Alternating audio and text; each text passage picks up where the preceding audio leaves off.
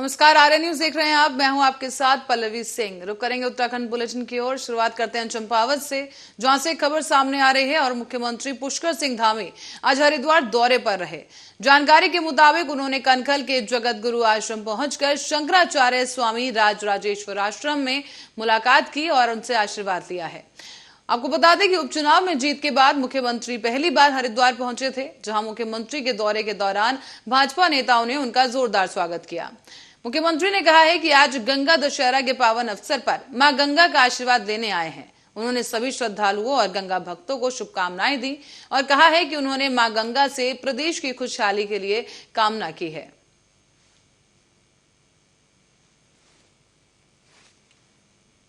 मां गंगा का आशीर्वाद लेने के लिए मैं इस गंगा दशहरा पर्व के अवसर पर मैं सभी श्रद्धालुओं को, सभी मां गंगा भक्तों को, सबको अपनी तरफ से बहुत शुभकामनाएं देता हूँ कि उनके जीवन में हर प्रकार से मां गंगा की कृपा हो। मां गंगा उनको हर प्रकार से सुखी रखे, समृद्ध रखे और सभी विघ्न बाधाएं दूर करें। हमारा प्रदेश भी आगे जाए और हमारे प्रदेश का जो हम लोगों ने संकल्प लिया है, विकल्प रहित संकल्प, उसके आधार पर हम सब लोग आगे बढ़ें। यात्रियों के लिए सरकार संवेदनशील है। क्या गर्मी बहुत पड़ रही, क्या अपील करेंगे श्रद्धालुओं से इस समय, हीट स्ट्रोक वगैरह? हमारा एकमात्र उद्देश्य है कि इस समय जितने भी श्रद्धालु आ रहे हैं उनको कम से कम परेशानी हो और उनकी यात्रा सरल हो, सुगम हो और सुरक्षित। इस बीच रुक करेंगे अगली खबर की ओर। अल्मोड़ा से खबर सामने आ रही है, जहां पानी की कमी को देखते हुए प्रशासन पानी के नए स्रोतों को खोजने की तैयारी में जुटा है। बता दें आपको कि इसके लिए 60 साल पहले के भू नक्शे और खसरे की सहायता ली जा रही है, जिसकी मदद से पानी के नौले, धारे और अन्य प्राकृतिक जल स्रोतों को खोजकर उनका संकलन किया जाएगा। तो वहीं मुख्य विकास अधिकारी ने यह भी बताया है कि पानी की कमी को दूर करने के लिए और नए जल स्रोतों को खोज करने के लिए एक जल शक्ति केंद्र की स्थापना की गई। इसका उद्देश्य है कि जिले में नए जल स्रोतों की खोज जरूर की जाए। अंतर्गत जो हमारा जल शक्ति केंद्र बना है, इसका मुख्य उद्देश्य जो है कि जितने भी हमारे पास जनपद स्तर पर उपलब्ध जो पोटेंशियल वाटर सोर्सेज हैं या फ्यूचर वाटर बॉडीज़ हैं, उनका एक संकलन करना है और उसको एक GIS बेस्ड प्लान में उसको लाना है। इस संबंध में हमने राजस्व विभाग के सहयोग से जो हमारी 11 तहसीलें हैं, उसमें हमने लगभग 1,29,000 खसरे ऐसे आइडेंटिफाई किए हैं जो कि किसी न किसी रूप में वो वेटलैंड या किसी जल स्रोत से उसका लिंक है। वो नौले, गधेरे, रौले, सिमार आदि के रूप में दर्ज हैं। क्योंकि ये नक्शे लगभग 60 साल पुराने हैं, तो अब इनकी एक ग्राउंड ट्रूथिंग की प्रक्रिया स्टार्ट की जाएगी और ये देखा जाएगा कि इनमें से कितने वास्तव में मौके में ऐसे पोटेंशियल खसरे हैं जहाँ पे किसी प्रकार के जल संरक्षण या संवर्धन की कार्रवाई प्रारंभ की जा सकती है।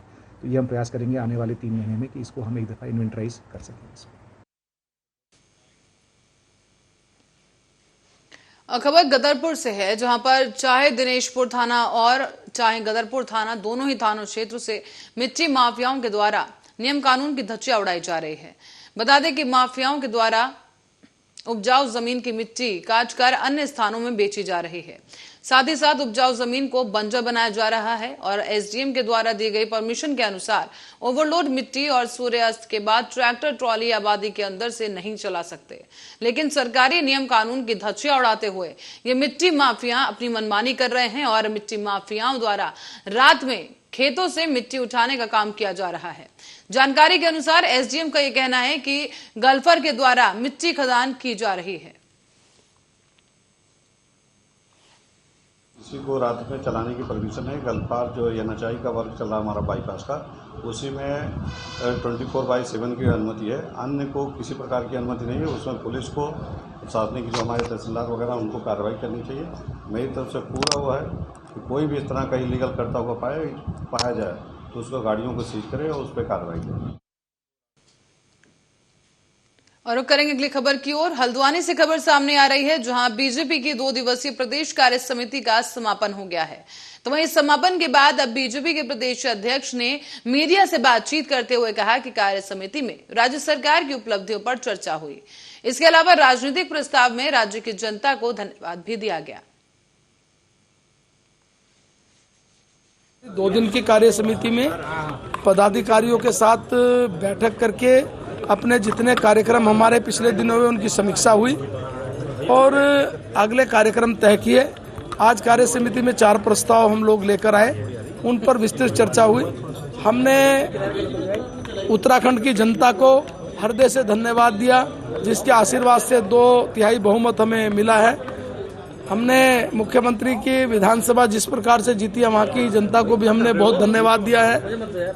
हमने आने वाले समय के सारे कार्यक्रम अपने कार्यकर्ताओं को दिए हैं, जिसमें मंडल की 252 कार्य समिति हैं, 14 जिलों की कार्य समिति हैं, 9 जिलों का प्रशिक्षण है, हमारा प्रदेश का प्रशिक्षण है, विधायकों का प्रशिक्षण है। इन सबको भी हमने जुलाई में कार्यक्रम करने हैं। हमारे 14 बड़ी सभाएं हैं जो हमें जुलाई में करनी है, और बाकी जो प्रमुख रूप से संगठनात्मक रूप से अन्य हमारे कार्यक्रम थे वो भी हमें जुलाई में। और अगली खबर हरिद्वार से है, जहां पर शिवालिक नगर से खबर सामने आई। बता दें कि L15 क्लस्टर में स्थित अमन ज्वेलर्स के नाम से एक ज्वेलरी शॉप पर 6 हथियारों के साथ आए बदमाशों ने दिन दहाड़े लूट की घटना को अंजाम दिया। इसमें से व्यापारियों ने एक बदमाश को मौके पर ही पकड़ लिया है, हालांकि बाकी 5 बदमाश भागने में कामयाब रहे। ज्वेलरी शॉप के संचालक का यह कहना है कि हथियारबंद बदमाश अचानक से दुकान के अंदर घुसे, तमंचे के बल पर लूट का प्रयास किया गया। और बता दें कि इस घटना की सूचना स्थानीय नागरिकों द्वारा पुलिस को दी गई। फिलहाल पुलिस घायल व्यापारी से लूट की घटना में लूटे गए सामान का ब्यौरा ले रही है और इसी दौरान जांच भी की जा रही है।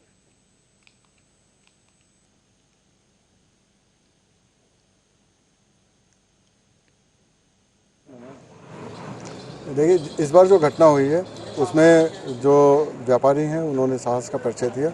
उनको चोट भी आई, उसके बावजूद भी एक बदमाश को पकड़ लिया है और उससे हम लोग पूछताछ कर रहे हैं। जल्दी बाकी भी बदमाश हैं उनको पकड़ा जाएगा और इसका खुलासा। पिछली जितनी भी घटनाएं हुई थी उसमें जो लोग इन्वॉल्व थे सबको पुलिस द्वारा पकड़ भी लिया गया और उसका सफल निवारण भी किया गया। पूरा जितने भी सामान गए थे उनकी भी अच्छी रिकवरी हुई है। बाकी उसमें जो 1-2 फरार हैं उनके पीछे भी पुलिस लगी हुई है और ये एक सेपरेट घटना है। और इसके अलावा यहाँ पे शिवालिक नगर में जो भी घटनाएं हुई तो दुकान पे सीधे साधे बैठे थे, 2 मोटरसाइकिल पे 6 जने थे, तीन जने बैठे हुए थे गाड़ी पे। और उसके बाद उसमें से 3 जने एकदम गाड़ी के अंदर गाड़ी पे से उतर के दुकान में घुसे और तीनों पे कट्टे थे। तीनों ने ताने हमारे पर कहने लगे सामान भरो।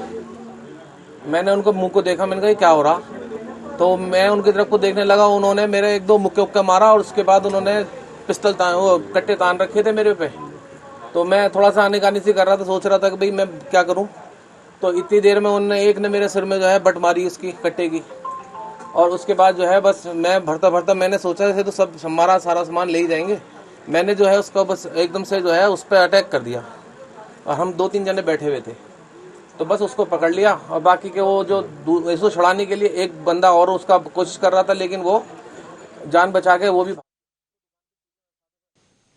आज गंगा दशहरे का स्नान पर्व है, जहां पर इस मौके पर हरिद्वार में गंगा स्नान करने के लिए श्रद्धालुओं की भीड़ गंगा घाटों पर उमड़ गई है। बता दें कि भारी संख्या में श्रद्धालु हरिद्वार पहुंचे। हरिद्वार में हर की पौड़ी पर ये श्रद्धालु स्नान करते नजर आए और माना जाता है कि आज ही के दिन मां गंगा का धरती पर अवतरण हुआ था। इसीलिए श्रद्धालु इस पर्व को गंगा दशहरा के रूप में मनाते हैं। इसीलिए हर की पौड़ी पे आज ही के दिन ब्रह्मकुंड में स्नान का अधिक महत्व माना जाता है। तो वहीं इस दौरान पुलिस प्रशासन ने संपूर्ण मेला क्षेत्र को 4 सुपर जोन, 16 जोन और 37 सेक्टर में विभाजित किया है। साथ ही इस दौरान ड्रोन के जरिए भी नजर रखी जा रही है।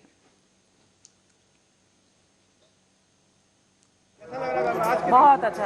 आज क्या त्योहार है? आज गंगा पर्व है और ये आज के दिन ये पहाड़ों से आई हुई है गंगा जी, और इसकी आज बहुत मान्यता है। पूजा करके गंगा स्नान करके कैसा लगा? बहुत अच्छा। भीड़ कैसी है मैंने? बहुत भीड़ बहुत है, लोग अपने कोरोना का ज्यादा ख्याल रखे तो ज्यादा। पूरा जो हमारा मेला क्षेत्र है 4 सुपर जोन, 16 जोन और 38 सेक्टर में बांटा गया है। प्रॉपर हमारी प्लानिंग के अकॉर्डिंग चीज़ें चल रही हैं। सारे घाटों में मिला के हर की पैड़ी मालूजी सबको मिला के अभी तक करीब 8 से 9 लाख लोग स्नान करके जा चुके हैं और आप देख रहे हैं लगातार भीड़ आ रही है। अन्य घाटों में भी यही स्थिति है और अनुमान है कि करीब 25 से 30 लाख के आसपास हमारी शाम तक भीड़ लगभग रहेगी। पूरा जो हमारा मेला और हरिद्वार में गंगा दशहरा और निर्जला एकादशी के स्नान पर्व को लेकर प्रशासन ने भी अपनी तैयारी पूरी कर ली है। पिछले सोमवती अमावस्या के स्नान पर्व से सबक लेते हुए सुरक्षा व्यवस्था को और भी ज्यादा पुख्ता किया गया है। साथ ही इस पूरे मेले के दौरान मेला क्षेत्र को 4 सुपर जोन, 16 जोन और 37 सेक्टरों में बांटा गया है, जहां पर 8 सेक्टर्स में बांटकर मजिस्ट्रेट की तैनाती की गई। और आपको बता दें कि इस दौरान गंगा दशहरा, शुक्रवार को निर्जला एकादशी, लगातार 2 स्नान पर्वों पर धर्मनगरी हरिद्वार में श्रद्धालुओं की भारी भीड़ उमड़ने का अनुमान है। बताया भी जा रहा है कि सोमवती अमावस्या स्नान पर श्रद्धालुओं की भीड़ से सारी व्यवस्थाएं ध्वस्त हो गई थी। इसीलिए लगातार 2 स्नान पर्व सकुशल संपन्न कराना प्रशासन के लिए एक बहुत बड़ी चुनौती है। हरिद्वार में स्थित ऋषिकुल महाविद्यालय में ऑडिटोरियम में स्नान पर्व के लिए तैनात किए गए पुलिसकर्मियों को ब्रीफ किया गया और इस ब्रीफिंग के दौरान हरिद्वार जिलाधिकारी विनय शंकर पांडे और एसएसपी योगेंद्र सिंह रावत समेत कई आला अधिकारी मौजूद रहे। इस बीच सनातन धर्म में मां गंगा को साक्षात मोक्षदायिनी और पाप नाशिनी माना जाता है। इसमें लोगों का असीम विश्वास और श्रद्धा है। यही कारण है कि आज ही के दिन हर स्नान पर लोग दूर दूर से गंगा स्नान करने के लिए पहुंचते हैं और धर्मनगरी हरिद्वार में श्रद्धालुओं का तांता हमेशा ही ऐसे अवसरों पर देखने को मिलता है। हरिद्वार में गंगा स्नान करने वाले श्रद्धालुओं की संख्या क्यों बढ़ती जा रही है, ये आपको बता दें कि लगातार 2 स्नान पर्व और एक वीकेंड को देखते हुए आगामी 4 दिन धर्मनगरी हरिद्वार में भारी भीड़ उमड़ने की संभावना है। पिछले स्नान पर्व को देखते हुए दोनों ही स्नान पर्वों को सकुशल संपन्न कराना अब प्रशासन के लिए एक चुनौती साबित होगा, जिसको लेकर एक अहम ब्रीफिंग की गई है।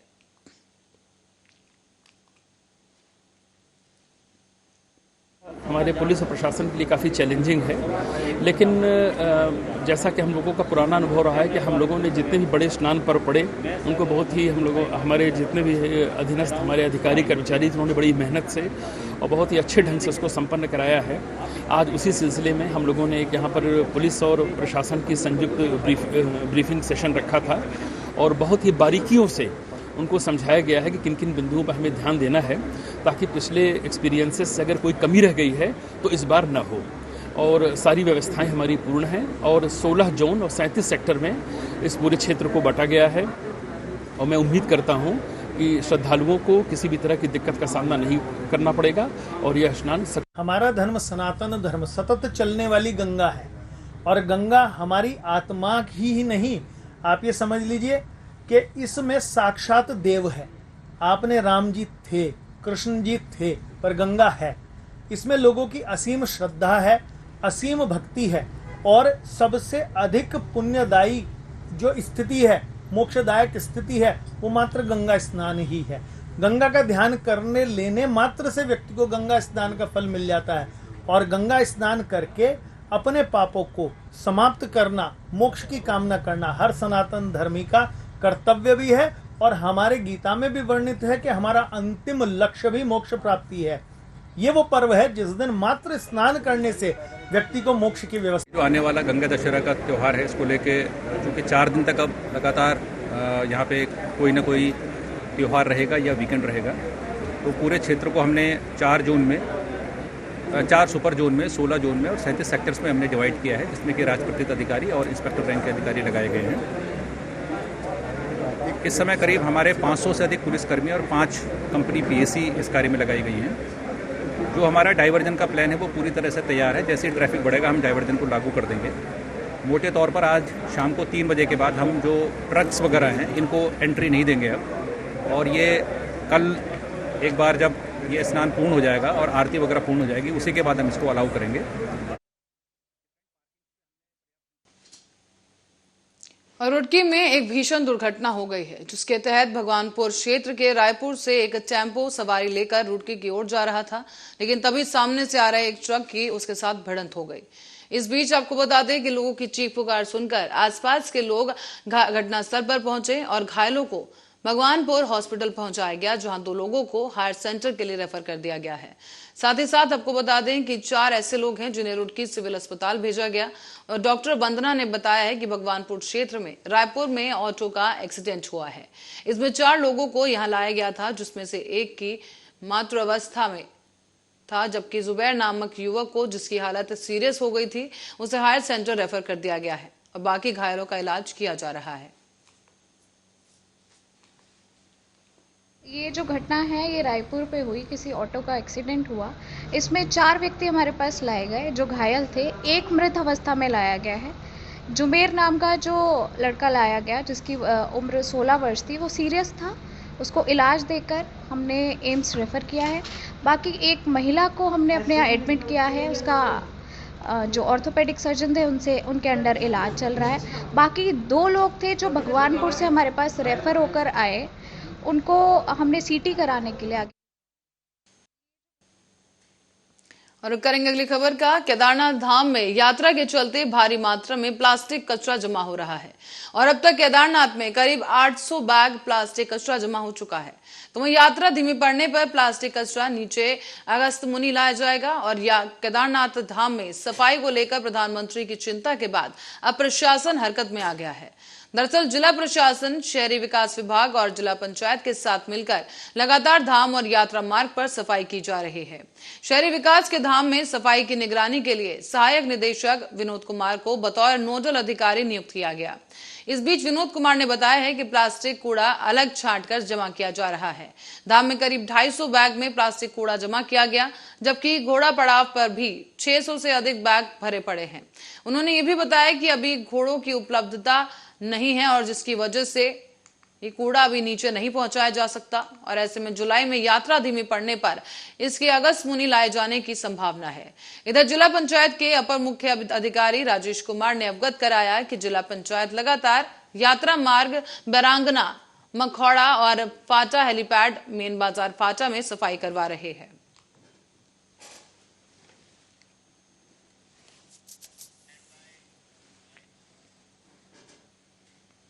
और इसी बीच डोईवाला तहसील में तैनात कानूनगो को विजिलेंस की टीम ने बुधवार को 5,000 रुपए की रिश्वत लेते हुए रंगे हाथों पकड़ लिया है।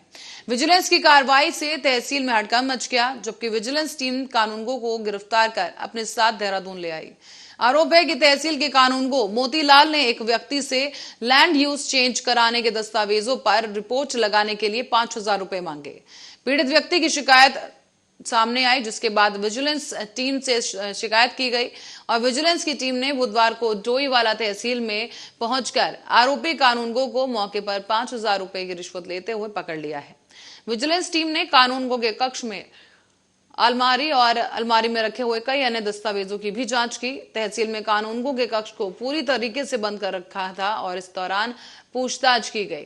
कई गड़बड़ियां सामने आई और कई बड़ी संख्या में आ रहे लैंड यूज चेंज के मामलों में यूज चेंज के नाम पर तहसील के कानूनगो का रिश्वत लेना कोई नई बात नहीं है। ऐसे में राजधानी बनने के बाद जमीन के भाव आसमान छू रहे हैं। ऐसे में लैंड यूज चेंज जैसे मामले में भारी संख्या में तहसील में आने लगे हैं। दस्तावेजों पर रिपोर्ट्स लगाने के लिए अधिकारियों ने सुविधा शुल्क लगा दिया और डोईवाला तहसील के तमाम ऐसे क्षेत्र हैं जहां पर जमीन की खरीद फरोख्त को लेकर और लैंड यूज चेंज कराए जा रहे हैं।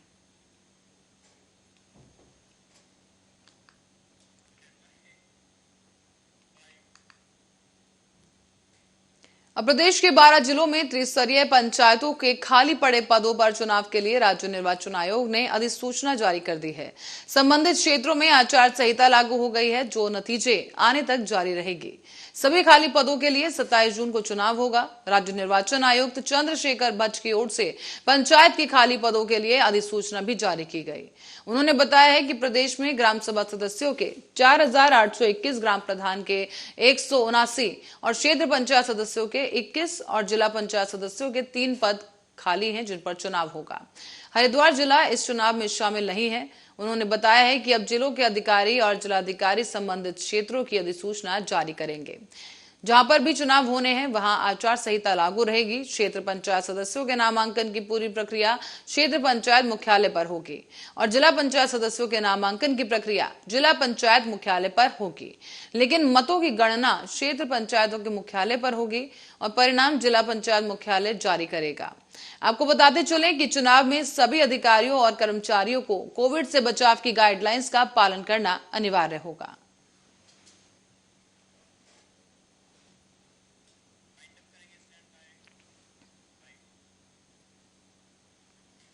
और इसी खबर के साथ ही उत्तराखंड बुलेटिन में फिलहाल के लिए इतना ही। आप बने रहे हमारे साथ, देखते रहे आर्या न्यूज।